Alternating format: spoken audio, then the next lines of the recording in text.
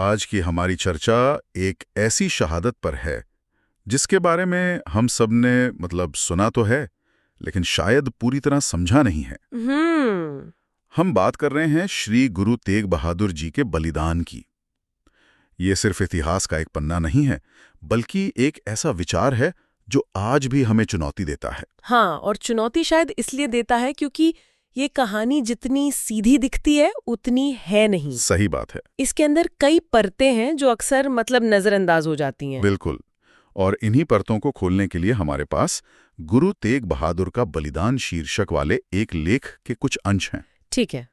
तो हमारा मकसद सिर्फ 1675 में हुई घटना को दोहराना नहीं है, बल्कि हमारे श्रोताओं के लिए ये समझना है कि क्यों एक गुरु ने किसी दूसरे धर्म के लिए अपनी जान दे दी। ये सबसे बड़ा सवाल है। उन्हें हिंद की चादर क्यों कहा गया और इस कहानी में आज हमारे लिए क्या सबक छुपा है।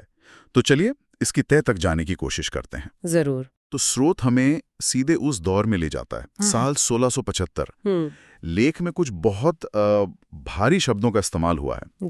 जैसे अत्याचार अपने चरम पर थे और धर्म बदलवाने के लिए दबाव, जुल्म और डर का माहौल था।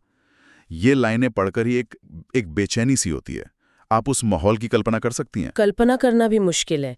ये सिर्फ कोई राजनीतिक अस्थिरता नहीं थी। स्रोत जिस डर के माहौल की बात कर रहे हैं ना, हाँ, वो लोगों की पहचान पर हमला था। ये डर था कि आप जो हैं, जिस तरह से आप पूजा करते हैं, जो आपकी आस्था है, वो आपसे छीन ली जाएगी। बाप रे। ऐसे में इंसान के पास दो ही रास्ते बचते हैं, या तो वो झुक जाए या फिर टूट जाए। और ज्यादातर लोग शायद झुकी जाते होंगे, है ना, अपनी और अपने परिवार की जान बचाने के लिए। यही तो इंसानी फितरत है। बिल्कुल।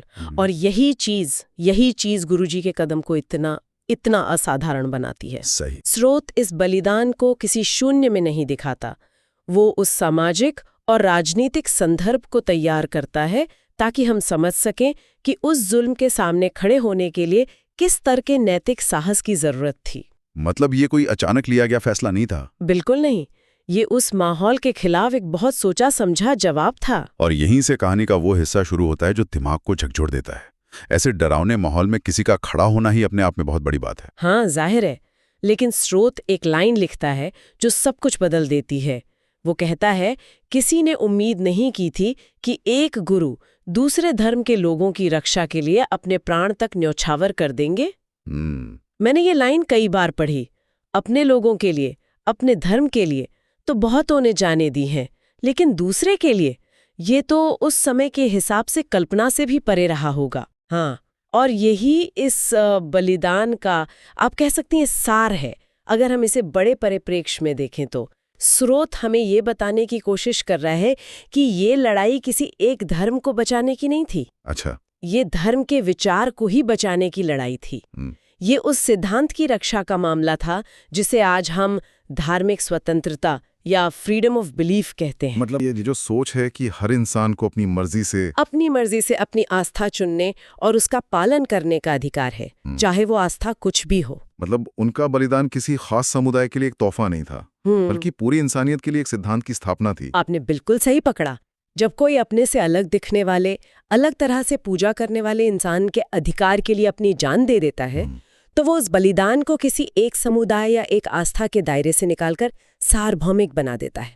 वो कहता है कि तुम्हारी मानवता मेरी मानवता से जुड़ी हुई है, तुम्हारे अधिकार पर हमला मेरे अधिकार पर हमला है। स्रोत इस घटना की जड़ में जाता है और बताता है कि ये सब तब शुरू हुआ जब कश्मीरी पंडितों को जबरन धर्म परिवर्तन से बचाने के लिए वो आगे आए। हाँ। कश्मीरी पंडितों का एक समूह मदद की गुहार लेकर उनके पास पहुंचा था। ये भी तो कितना दिलचस्प है कि वो मदद मांगने किसी राजा या सेनापति के पास नहीं गए, बिल्कुल, बल्कि एक आध्यात्मिक गुरु के पास गए। और ये उस दौर में गुरु की भूमिका को भी दिखाता है। गुरु सिर्फ आध्यात्मिक ज्ञान नहीं देते थे, वो समाज के एक तरह से नैतिक प्रहरी भी थे। अच्छा। जब सत्ता अन्याय करने लगे तो लोग उम्मीद करते थे कि कोई तो होगा जो नैतिकता और धर्म की आवाज उठाए। और उन्होंने ये बीड़ा सिर्फ शब्दों से नहीं उठाया। नहीं। स्रोत बताता है कि वो दिल्ली गए और खुद को सत्ता के केंद्र लाल किला प्रांगण में बलिदान के लिए प्रस्तुत कर दिया। जगह का चुनाव भी कितना प्रतीकात्मक है। जहां से जुल्म का फरमान जारी होता था, ठीक उसी जगह पर जाकर निहत्थे खड़े होकर उस जुल्म को चुनौती देना, ये शारीरिक शक्ति का नहीं बल्कि नैतिक शक्ति का प्रदर्शन था। सही कहा। ये सीधे तौर पर सत्ता को ये संदेश देना था कि तुम्हारी तलवार मेरे विचार को नहीं मार सकती। तुम मेरा सिर काट सकते हो, लेकिन जिस सिद्धांत के लिए मैं खड़ा हूं उसे नहीं झुका सकते। और यहीं से उनका वो प्रसिद्ध कथन आता है जो आज भी गूंजता है, सिर दिया पर सार न दिया, या जिसे आमतौर पर सिर दिया पर धर्म न दिया कहा जाता है। हाँ, बचपन से हम सब यही सुनते आए हैं कि इसका मतलब है मैंने अपना सिर कटवा लिया पर अपना धर्म नहीं छोड़ा। ये अपने आप में बहुत बड़ी बात है, अपनी आस्था पर टिके रहना। हाँ, और वो इसका एक स्तर है, वो सच भी है। लेकिन अगर हम स्रोत के पूरे संदर्भ को देखें तो यहाँ धर्म शब्द का अर्थ बहुत गहरा और व्यापक हो जाता है। मतलब ये सिर्फ व्यक्तिगत आस्था या रिलीजन तक सीमित नहीं है। अच्छा, तो आप कह रही हैं कि जब उन्होंने धर्म कहा तो उनका मतलब सिर्फ सिख पंथ से नहीं था। बिल्कुल। संस्कृत और भारतीय दर्शन में धर्म का अर्थ बहुत व्यापक है। धर्म का एक मतलब है कर्तव्य, नैतिक जिम्मेदारी, न्याय। ओके।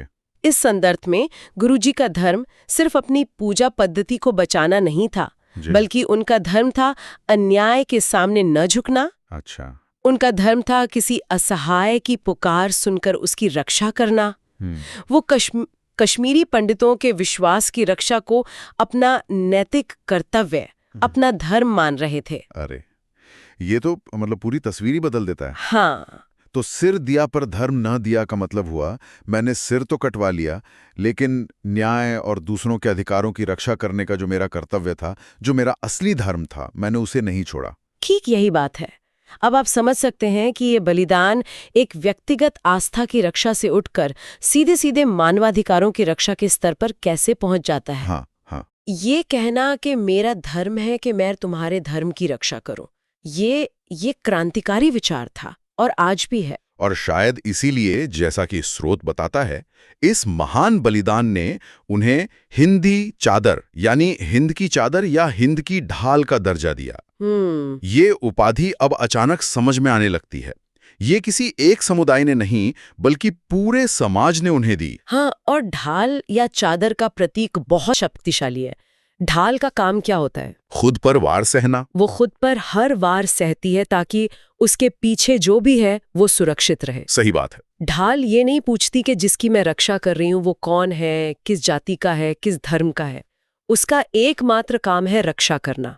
ये उपाधि उन्हें किसी एक समुदाय का नहीं, बल्कि संपूर्ण हिंद यानी इस भूमि के सभी लोगों और उनके मानवीय मूल्यों के रक्षक के रूप में स्थापित करती है। हमने अब तक राजनीतिक और सामाजिक पहलुओं पर बात की, लेकिन कोई इंसान इतना बड़ा कदम सिर्फ राजनीतिक कारणों से नहीं उठा सकता। नहीं, इसके पीछे एक गहरी आध्यात्मिक शक्ति भी रही होगी। स्रोत इस पर भी इशारा करता है जब वो गुरुजी के अयोध्या से जुड़ाव का जिक्र करता है। ये एक बहुत महत्वपूर्ण कड़ी है असल में। स्रोत बताता है कि गुरुजी ने अपनी यात्राओं के दौरान अयोध्या में आकर ध्यान और साधना की थी। अच्छा। यह जानकारी हमें बताती है कि उनका बलिदान किसी आवेग में या किसी राजनीतिक मजबूरी में लिया गया फैसला नहीं था। यह उनकी सालों की आध्यात्मिक यात्रा, उनके चिंतन और मनन का परिणाम था। मतलब ये कोई हीट ऑफ द मोमेंट फैसला नहीं था। बिल्कुल नहीं। स्रोत के शब्द है कि इसी भूमि पर उन्होंने मानवता के लिए त्याग और करुणा का मार्ग और दृढ़ किया था।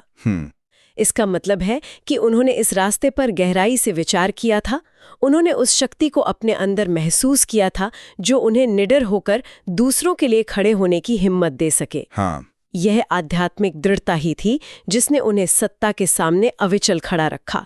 उनका यह कदम उनकी आत्मा की आवाज थी। तो पदर, हम इस पूरी चर्चा को समेटें तो ये शहादत आज हमें क्या सिखाती है? इसका सार क्या है? स्रोत दो मुख्य संदेशों पर जोर देता है। पहला तो बहुत सीधा है, अन्याय के सामने खड़े होना ही सच्ची बहादुरी है। चुप रहना या मुंह मोड़ लेना हमेशा एक आसान विकल्प होता है, लेकिन असली साहस अन्याय का सामना करने में है, भले ही उसकी कीमत अपनी जान ही क्यों ना हो। और दूसरा संदेश, जो शायद आज के दौर में और भी ज्यादा प्रासंगिक है, वो ये है, धर्म का मतलब दूसरों पर अपनी आस्था थोपना नहीं, बल्कि हर व्यक्ति को उसके विश्वास के साथ जीने का अधिकार देना है। ये बहुत गहरी बात है। ये धार्मिक सहिष्णुता का, आप कह सकते हैं, मूल मंत्र है।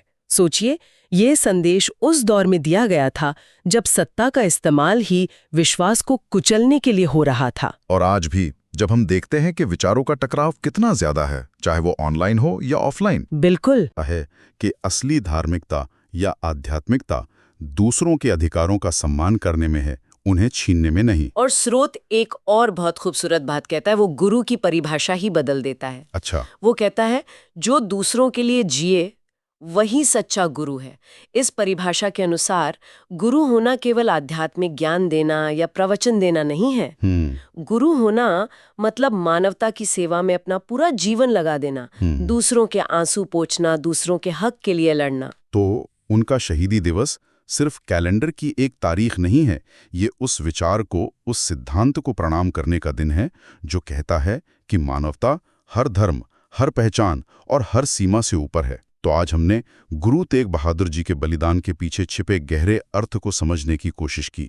स्रोत के जरिए हमने देखा कि ये सिर्फ एक ऐतिहासिक घटना नहीं, बल्कि साहस, करुणा और मानवाधिकारों का एक ऐसा जीवंत प्रतीक है जिसकी रोशनी आज भी हमारा मार्गदर्शन कर सकती है। हाँ, और ये चर्चा एक सवाल पर आकर खत्म होती है, मुझे लगता है। बताइए। स्रोत इस बलिदान को बार बार धार्मिक स्वतंत्रता के संदेश से जोड़ता है। आज के आधुनिक दौर में जहां विचारों का टकराव हर तरफ है, सोशल मीडिया पर, हमारे समाज में, हमारे आसपास, इस माहौल में किसी दूसरे व्यक्ति को उसके विश्वास के साथ जीने का अधिकार देने का वास्तविक मतलब क्या है? ये बहुत गहरा सवाल है, क्योंकि ये सिर्फ बड़े धार्मिक मामलों तक सीमित नहीं है। बिल्कुल, ये हमारे रोजमर्रा के व्यवहार में भी लागू होता है। जब हमारा किसी से मतभेद होता है, चाहे वो राजनीतिक हो, सामाजिक हो या व्यक्तिगत हो, तो क्या हम उसे उसका स्पेस, उसका जीने का अधिकार देते हैं, या हम उसे गलत साबित करने, चुप कराने या उस पर अपनी सोच थोपने की कोशिश करते हैं? गुरुजी का बलिदान हमें सोचने पर मजबूर करता है कि क्या हम अपने जीवन में एक छोटी सी ढाल भी बन सकते हैं, किसी और के विचार के लिए, किसी और के अधिकार के लिए, भले ही हम उससे सहमत ना हो। यही सवाल है जिसके साथ स्रोत हमें छोड़ जाता है।